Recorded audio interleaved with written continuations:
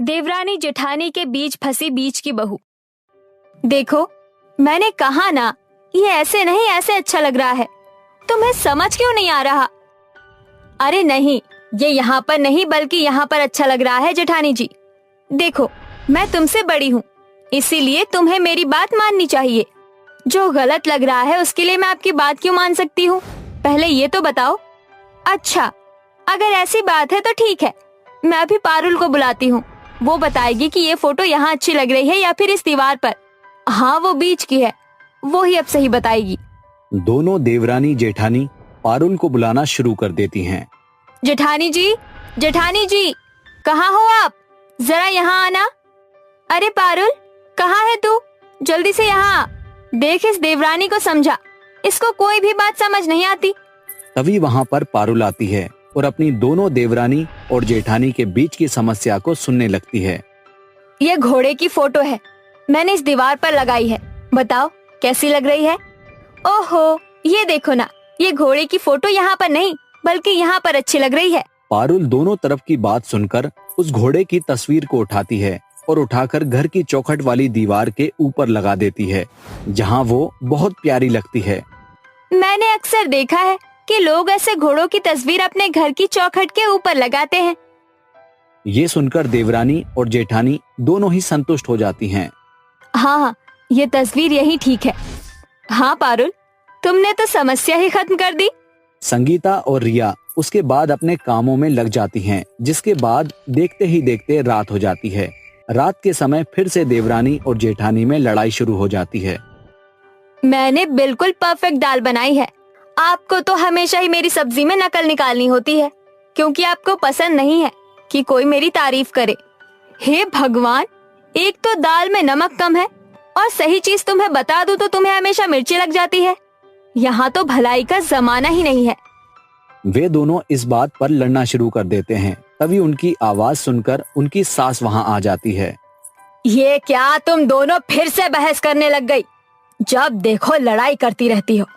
और तुम्हें ये समझ क्यों नहीं आती कि तुम दोनों घर की बड़ी और छोटी बहू हो?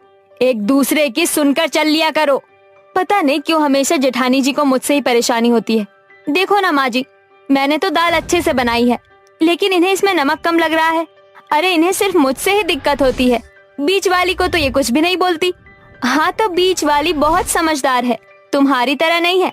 तुम तो हमेशा काम ही बिगाड़ती हो, इसके अलावा तुम्हें आता ही क्या है?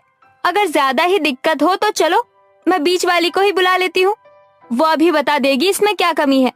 संगीता ऐसा कहते ही जोर जोर से चिल्लाना शुरू कर देती है। पारुल, अरे ओ पारुल, अरे कहाँ है तू पारू? जल्दी यहाँ पर आ। संगीता के चिल्लाते ही पारुल फौरन आ जाती है, जिसके बाद पारुल अपनी जेठानी से कहती है। क्या हुआ जेठानी जी, आपने मुझे बुलाया? लो जी लो, आ गई जेठानी की चमची। अब ये दाल टेस्ट करके बताएगी कि दाल में नमक कम है या ज्यादा। हाँ हाँ, तुम्हें तो अपनी गलतियों को छुपाने की पड़ी है, सब जानती हूँ मैं। चलो पारुल, दाल को टेस्ट करो। संगीता जबरदस्ती दाल की एक चम्मच उसके मुंह में डाल देती है, जिसके चलते पारुल को ना चाहते हुए भी दाल टेस्ट करनी पड़ती है। इसकी वजह से उसे दाल का टेस्ट आता है। वो अपनी जेठानी और देवरानी को बताती है। वैसे तो दाल ठीक है, लेकिन जेठानी जी को कड़क दाल पसंद है, इसीलिए उन्हें ये फीकी लग रही है। अरे पारुल, तूने मेरा दल बदल लिया, तू भी दोगली निकली। तूने मुझे धोखा दिया और अपनी देवरानी की साइड ले ली। अरे भूल मत, मैंने ही तुझे हर एक चीज को परफेक्ट सिखाया है। जेठानी जी, अब गलत समझ रही हो, ऐसा नहीं है जैसा आपको लग रहा है। बस पारुल बस, आज मुझे बहुत ठेस पहुंची है, जो कि मैं तुझे बता भी नहीं सकती। जा रही हूँ मैं। ऐसा कहने के बाद वो वहाँ से चली जाती है, जिसके बाद उमा अपनी बीच की बहू से कहती है। कोई बात नहीं बहू, तू परेशान मत हो, इन देवरानी जेठानी का तो रोज का है। जा, इन दोनों के बीच में तू फंस जाती है, तुझे परेशान होने की जरूरत नहीं है। हाँ, नहीं तो संगीता जेठानी जी का तो रोजाना का ही हो गया है। चलो, आप सभी को खाना परोस देती हूँ। रिया बहुत खुशी खुशी जाती है और खाने की टेबल पर खाना लगा देती है, जिसके बाद वो सभी को अपने हाथों की दाल परोसती है। सभी खाना खाते हैं, लेकिन पारुल का खाना खाने का मन नहीं होता, जिसके चलते वो अपने हाथों से कड़क दाल बनाकर अपनी जेठानी के कमरे में लेकर जाती है और उनसे कहती है। आपने खाना नहीं खाया? चलिए खाना खा लीजिए, मैंने खुद अपने हाथों से दाल बनाई है। पारुल की बात सुनकर संगीता पारुल से कहती है, अरे जाओ जाओ, पहले तो हमेशा मेरी तरफदारी किया करती थी और हमेशा मेरी बात सुनती थी। कभी कोई तीसरा आया नहीं हम दोनों के बीच में, लेकिन अब तुम ही बीच की बन गई हो। अब तो तुम मेरी तरफ नहीं बल्कि देवरानी की तरफ हो। आप ऐसा क्यों सोचती हो? भला मैं सही को गलत और गलत को सही कैसे बता सकती हूँ? कई बार ऐसा होता है कि मैं आपकी तरफ से सही बोलती हूँ, वो इसलिए क्योंकि आप सही होती हो, लेकिन आप हमेशा ही सही रहो ये मुमकिन नहीं है। आप मेरी बात को समझो। कहा तो तुमने बिल्कुल सही है, मैं ही कुछ ज्यादा तुम्हारे ऊपर भड़क गई थी। मुझे ऐसा नहीं करना चाहिए था। क्या ये दाल तुमने खुद अपने हाथों से बनाई है? हाँ जेठानी जी, मैंने खुद अपने हाथों से आपके लिए आपकी पसंद की दाल बनाई है। संगीता अपनी जेठानी को खाना खिलाने के बाद खुद खाना खाती है। रिया उसको खाना परोसती है। ये लो, आप भी खाना खा लो। पारुल खुशी खुशी खाना खाती है, जिसके बाद वो सोने चली जाती है। उसको इस रात ऐसा लगता है जैसे उसने अब दोनों को संभालना सीख लिया है। उस रात वो चैन की नींद सोती है। अब आपको इसमें भी दिक्कत है? अरे मैंने अभी तो पोछा लगाया था, लेकिन आप हो कि फर्श को गंदा बता रही हो। ये देखो जरा, फर्श पर निशान बने हुए हैं। ऐसा पोछा लगाया है तुमने? बिल्कुल भी फर्श साफ नहीं हुआ है। अगर इतना ही गंदा लग रहा है तो खुद ही लगा लो और खुद ही साफ कर लो। और अगर फिर भी समझ ना आए तो बीच वाली को बुला लो। हाँ हाँ बुला ले, कम से कम वो तुझसे ज्यादा समझदार है। तू तो पूरी निखट्टू है। तभी पारुल की आंख खुलती है। अरे ये हल्ला कहाँ हो रहा है? क्या हो गया? पारुल नींद से जाग कर आती है और फिर देवरानी जेठानी को बहस करते हुए देखती है। तभी संगीता उसको देखकर कहती है, ये लो, आ गई बीच वाली। अब ये ही बताएगी फर्श साफ है या गंदा। ये सुनते ही पारुल को बहुत गुस्सा आता है और वो सुबह ही अपना सामान पैक करके अपने मायके निकल जाती है। उसके मायके जाने के बाद देवरानी और जेठानी के बीच लड़ाइयाँ खुद ही सॉल्व होने लगती है और धीरे धीरे उन्हें एक दूसरे की आदत हो जाती है, जिसके बाद वो दोनों मिलकर घर की बीच वाली बहू को मायके से बुला लेती हैं और एक साथ तीनों खुशी खुशी रहने लगती हैं। आज मेरे भाई की शादी है। लावण्या नाचते गाते हुए बैंक्वेट हॉल के अंदर आती है। ओ तेरी मम्मी डैडी ने क्या महंगा बैंक्वेट हॉल बुक किया है, क्या सेटअप है। पहले मैं डांस फ्लोर पर डांस करूंगी, फिर खाने की सारी वैरायटी टेस्ट करूंगी। मम्मी डैडी ने इतना पैसा लगाया तो पैसा वसूल करना तो बनता है। Let's go Lavanya. लावण्या कुछ देर डांस करने के बाद प्लेट में बहुत सारी मिठाइयाँ भरकर सोफे पर पसर कर जल्दी जल्दी मिठाइयाँ खाने लगती है। तभी दुल्हन बनी हुई काजल मंडप में आकर बैठ जाती है। ओह गॉड, ये है मेरी होने वाली भाभी। फोटो में तो ये गोरी और सुंदर लग रही थी, मगर ये तो कोयले से भी काली है। इसके पीछे इतना खर्चा करने की क्या जरूरत थी? गॉड, मम्मी डैडी के पैसे तो पानी में चले गए। ऐसा कहकर लावण्या अपनी माँ के पास आती है। मम्मी, आप अभिषेक भैया की शादी इतनी काली लड़की से कैसे कर सकती हैं? लावण्या, काजल बहुत अच्छी लड़की है, वो तेरे लिए अच्छी भाभी बनेगी। हाँ, आपको डैडी का ना दिमाग खराब हो गया है, मैं घर जा रही हूँ। लावण्या गाड़ी में बैठकर पूरे रास्ते फुसफुसाती हुई घर चली आती है। जब मम्मी डैडी को इस फ्यूज बल्ब को ही बहू बनाकर लाना था तो इतने लाखों रुपए लगाकर महंगा बैंक्वेट बुक करने की क्या जरूरत थी? फिर ममता खुशी खुशी अपनी काली बहू का गृह प्रवेश कराती है। वहीं काजल भी अच्छी बहू बनकर सारी जिम्मेदारी संभाल लेती है। ऐसे ही लगभग एक हफ्ता बीत जाता है और श्याम सुंदर का छोटा बेटा कबीर काव्या से लव मैरिज करके उसे घर ले आता है। कबीर, तू कहाँ गया था और ये कौन है? पिताजी, ये काव्या है, मेरी पत्नी और आपकी बहू। ये मेरी बहू नहीं, क्योंकि ये शादी तूने अपनी मन मर्जी से की है। चला जा यहाँ से। रुकिए कबीर भैया, आप कहीं नहीं जाएंगे। डैडी, अब तो भैया ने शादी कर ली है। बाबूजी, देवर जी को माफ कर दीजिए, क्योंकि जब छोटे से गलती हो जाती है तो बड़ों का फर्ज है कि उन्हें माफ कर दें। काली बहू की बात मानकर श्याम सुंदर कबीर को माफ कर देता है और लावण्या खुशी के साथ अपनी गोरी भाभी का गृह प्रवेश कराती है। आइए भाभी, हमारे इस घर में आपका स्वागत है। चलिए, मैं आपको आपका कमरा दिखा देती हूँ।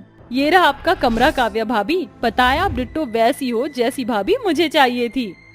काव्या के आ जाने के बाद लावण्या का बर्ताव काजल के लिए और भी ज्यादा बुरा हो जाता है। अब वक्त गुजरने के साथ साथ दोनों काली गोरी बहुएं गर्भवती हो जाती हैं। क्या सच में काव्या भाभी में बुआ बनने वाली हूँ? हाँ नंद जी, मैं और जेठानी जी दोनों प्रेग्नेंट हैं। मुझे मेरी काली भाभी और उसके होने वाले बच्चे से कोई लेना देना नहीं, क्योंकि मैं इन्हें अपनी भाभी नहीं मानती। लावण्या, भले तुम मुझे अपनी भाभी मत मानो, मगर मैं तुम्हें दिल से अपनी ननद मानती हूँ। Whatever।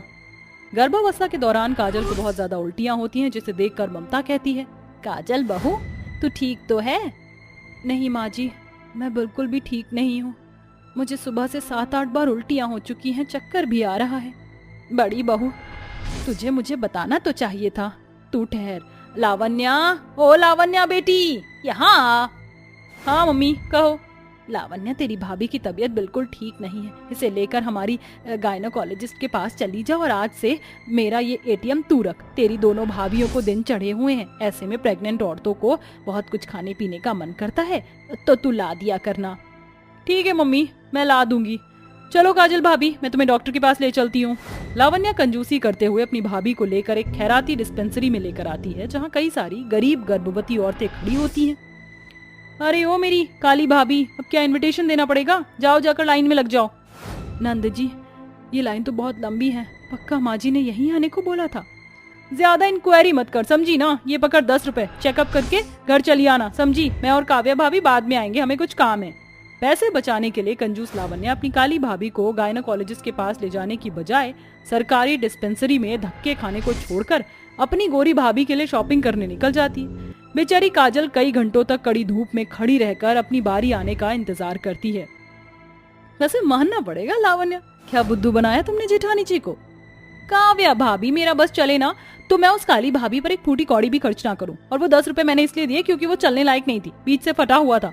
चलिए मैं आपको शॉपिंग करवाती हूँ। मगर ननद जी, तुम्हारे पास पैसे कहाँ से? इस पर लावण्या अपने बैग से 2 एटीएम निकाल कर टशन में कहती है, टन भाभी, ये रहा एटीएम। मुझे तो लगता था कि लावण्या बस कंजूस है, मगर ये तो कंजूस मक्खी चूस होने के साथ साथ झूठी और मक्कार भी है। खैर, मेरा क्या जा रहा है, मुझे तो इससे फायदा ही है। काव्या अपनी ननद के पैसे से बहुत सारी शॉपिंग करती है, जिसके साथ साथ लावण्या अपनी गोरी भाभी काव्या को एक महंगे से कैफे में कॉफी पिलाती है। वहीं फटे नोट के कारण कोई भी रिक्शा वाला काजल को अपने रिक्शा में नहीं बैठने देता, जिसकी वजह से काजल पैदल चलकर घर आती है, मगर काजल किसी से कुछ भी नहीं कहती। ऐसे ही दिन गुजरते हैं। लावण्या, मुझे ना आइसक्रीम खाने की क्रेविंग हो रही है, प्लीज ले आओगी? हाँ क्यों नहीं काव्या भाभी, मैं अब भी लाती हूँ। ननद जी, तुम आइसक्रीम लेने बाजार जा रही हो ना, मेरे लिए नारियल पानी और एक ग्लास जूस लेते आना। मेरे पास क्या पैसे का पेड़ लगा है जो ऑर्डर दे रही हो? रसोई में चावल रोटी रखी है ना, वही खाकर पेट भर लो। कंजूस लावण्या आइसक्रीम लाकर काव्या को खाने को दे देती है, मगर बेचारी काजल मन मार कर रह जाती है। अब काली गोरी भाभियों के प्रेगनेंसी के 5 से 6 महीने हो जाते हैं। लावण्या की इतनी कंजूसी के कारण काजल बहुत ही कमजोर हो जाती है। अरे भगवान, ये काजल बहू इतनी कमजोर क्यों होती जा रही है? अजी, लगता है घर के काम के बीच बहू अपना ख्याल नहीं रख रही है। अब मुझे ही बहू का ख्याल रखना होगा। शाम को ममता बाजार जाकर बहुत सारा फल फ्रूट लेकर आती है। काजल बहू, कहाँ है तू? जी माँ जी, बुलाया? इसमें तेरे लिए फल और घी, इसे सुबह शाम खाना, इससे तुझे ताकत मिलेगी और बच्चा तंदुरुस्त होगा। और हाँ, ये ले, ये मैं तेरे लिए केसर भी लाई हूँ, इसे रोज रात को दूध में डालकर पीना। जी माँ जी। ममता को काजल के लिए इतना सब कुछ लाता देखकर लावण्या चिढ़ जाती है। रात में काजल जब दूध उबाल रही होती है, तभी ममता उसे अपने पास बुलाती है, और इस मौके का फायदा उठाकर लावण्या सारा दूध निकालकर बर्तन में थोड़े से दूध में बहुत सारा पानी मिलाकर देती है। साथ ही केसर भी चुरा कर ले जाती है। बड़ी आई थी केसर का दूध पीने वाली। इससे पहले कि मेरी काली भाभी किचन में वापस आए, मैं ये केसर वाला दूध काव्या भाभी को दे दूंगी, इससे उनका बच्चा और भी ज्यादा गोरा पैदा होगा। ये कहकर लावण्या दूध लेकर बाहर जाने लगती है, तभी उसका पैर फिसल जाता है और दूध फर्श पर गिर जाता है। तभी ममता और काजल किचन में आ जाते हैं। लावण्या, तू यहाँ क्या कर रही थी? मम्मी, वो मैं तो... अरे, ये केसर का डिब्बा एक दिन में खाली कैसे हो गया, और ये दूध एकदम पतले पानी के जैसे कैसा हो गया? लावण्या, ये सब तूने किया है ना? बोलती क्यों नहीं? हाँ मम्मी, ये मैंने किया, क्योंकि इस काली भाभी के कुछ भी खाने पीने का कोई फायदा नहीं होने वाला। चाहे आप इसे केसर वाला दूध पिलाओ, नारियल पानी पिलाओ या बच्चा, तो इसका काला ही होगा। फिर इस पर बेफिजूल के पैसे फूकने का क्या फायदा? मैं तो कहती हूँ इसका बच्चा और ये मर जाए तो हमारे घर से बला टले।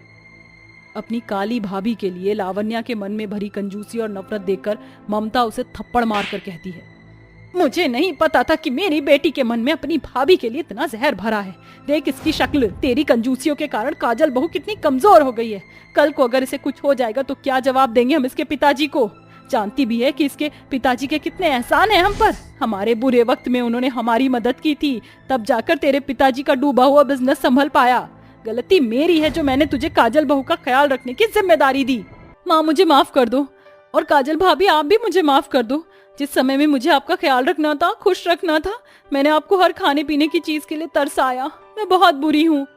ऐसा मत कहो ननद जी, हम सभी इंसान हैं, गलतियां किसी से भी हो सकती हैं, मगर तुम्हें अपनी गलती का एहसास हो गया वो बड़ी बात है। ऐसा कहते हुए काजल अपनी ननद लावण्या को माफ कर देती है, जिसके बाद लावण्या कंजूसी करना छोड़कर दिल से काजल और उसके आने वाले बच्चे के लिए बहुत सारे गिफ्ट्स लाती है और उसके खाने पीने का पूरा ध्यान रखती है।